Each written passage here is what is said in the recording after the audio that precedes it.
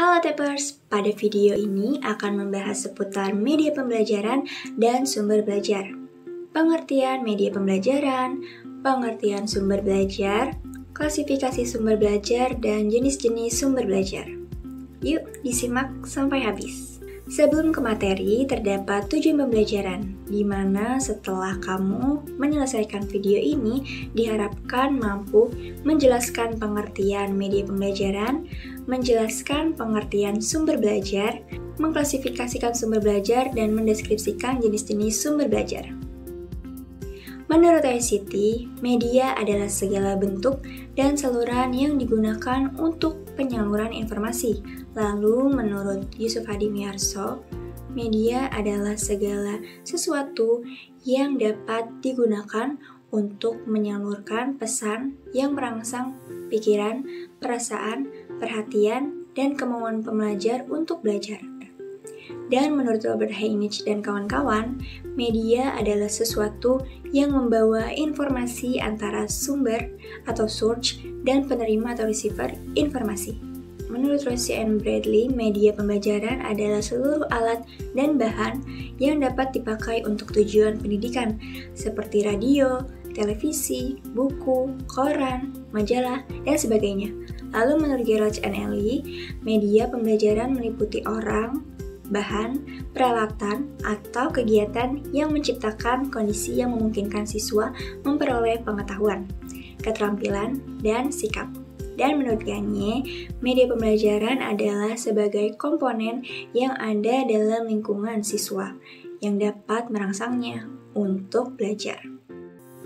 Media pembelajaran tidak bisa berdiri sendiri, terdapat sumber belajar yang akan membantunya. Lalu, apa itu sumber belajar? Menurut ICT, sumber belajar adalah berbagai atau semua sumber baik berupa data, orang, dan wujud tertentu yang dapat digunakan siswa dalam belajar, baik secara terpisah maupun terkombinasi, sehingga mempermudah siswa dalam mencapai tujuan belajar. Lalu menurut Yusuf Hadimyarso, sumber belajar adalah segala sesuatu yang meliputi pesan, orang, bahan, alat, teknik, dan lingkungan baik secara tersendiri maupun terkombinasikan dapat memungkinkan terjadinya belajar. Menurut Richard, sumber belajar adalah sumber-sumber yang mendukung belajar termasuk sistem penunjang, materi, dan lingkungan pembelajaran. Sumber belajar dapat diklasifikasikan menjadi dua, sebagai berikut. Pertama, by design atau direncanakan. Dirancang khusus sesuai dengan kebutuhan pembelajaran guna mencapai tujuan. Contohnya, buku, laboratorium, dan alat peraga. Kedua, by utilization atau dimanfaatkan. Sudah ada dan dimanfaatkan guna menunjang proses pembelajaran. Contohnya, museum atau taman. Apa aja sih jenis-jenis sumber belajar? Menurut ICT ada 6 jenis, yaitu pertama, bahan, contohnya video, slide, dan audio. Kedua, orang, contohnya pengajar dan dosen. Ketiga, lingkungan, contohnya ruang kelas dan laboratorium. Keempat, alat, contohnya proyektor dan TV. 5. Teknik, contohnya presentasi dan diskusi. Yang keenam, pesan, contohnya kurikulum dan silabus. Sedangkan menurut Sujana dan Rifai ada 5 jenis, yaitu pertama tercetak, contohnya buku dan majalah. Kedua non-cetak, contohnya film, video. 3. Fasilitas, contohnya perpustakaan. 4. Kegiatan, contohnya wawancara. 5. Lingkungan, contohnya taman. Nah, sekarang adalah sesi WBK, waktu bagian kuis. Kamu akan menjawab beberapa pertanyaan sebagai berikut. Manakah yang paling sesuai dengan definisi media pembelajaran menurut Robert Heinrich dan kawan-kawan?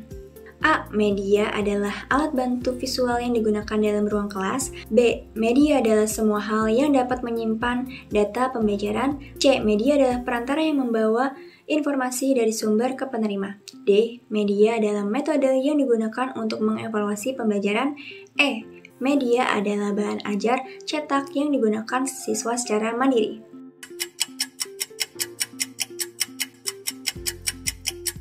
Ya, betul. Jawabannya C. Kedua, perhatikan pernyataan berikut. Laboratorium digunakan sebagai tempat praktik siswa untuk menguji konsep IPA yang telah dipelajari di kelas. Berdasarkan klasifikasi sumber belajar, laboratorium termasuk dalam A. Sumber belajar by design karena dirancang untuk tujuan pembelajaran. B. Sumber belajar by utilization karena sudah ada dan dimanfaatkan. C. Media komunikasi yang memfasilitasi pertukaran informasi. D. Alat bantu ajar yang bersifat visual dan auditif. E. Teknik penyampaian pesan dalam proses pembelajaran.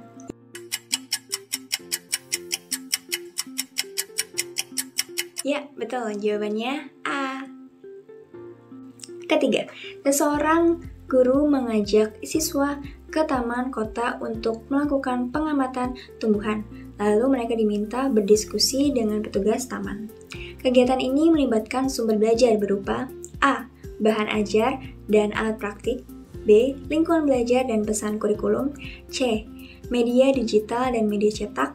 D. Lingkungan fisik dan orang sebagai sumber belajar. E. Pesan tertulis dan alat visual.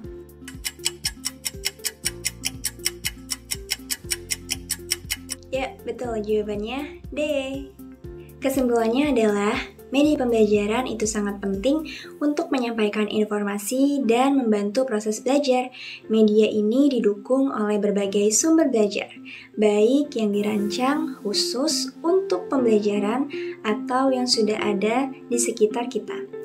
Dengan memahami berbagai jenis media dan sumber belajar, kamu bisa memaksimalkan cara belajar agar lebih efektif dan menyenangkan. Semoga video ini membantu kamu lebih memahami bagaimana menggunakan media dan sumber belajar dengan baik. Yuk memaksimalkan semua media dan sumber belajar yang ada supaya proses belajar makin seru dan bermakna.